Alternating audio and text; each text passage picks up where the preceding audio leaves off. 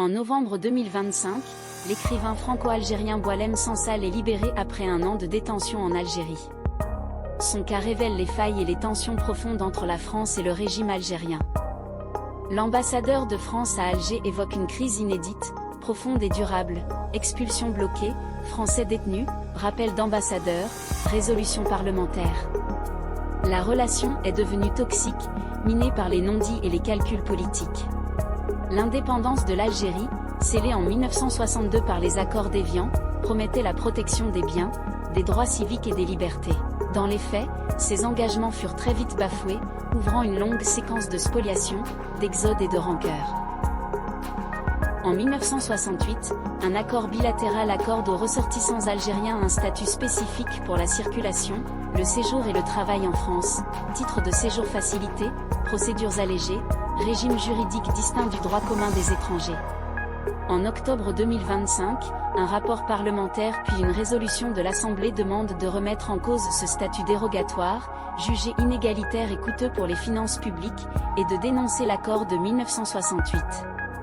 Un tournant dans 50 ans de prudence française.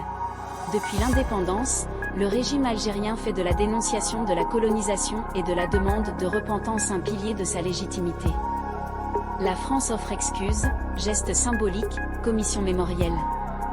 Alger y voit surtout des aveux de culpabilité et un levier pour exiger davantage.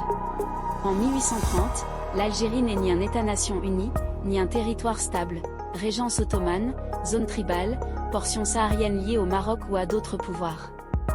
La France impose ensuite des frontières et rattache le Sahara, avant de céder l'ensemble au nouvel État indépendant en 1962.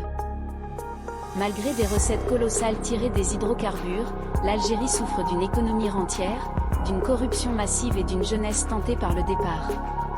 Pour masquer ces échecs, le pouvoir ravive le discours anti-français, dénonce des complots extérieurs et réprime les voix dissidentes. Critique du système et de l'idéologie officielle, Boualem Sansal a payé cher pour avoir rappelé la réalité des frontières et les dérives du régime. Son arrestation pour atteinte à l'unité nationale et sa libération sous pression étrangère illustrent la fragilité d'un pouvoir obsédé par le contrôle du récit. Entre culpabilisation sans fin côté français et rente mémorielle côté algérien, la relation reste prisonnière du passé.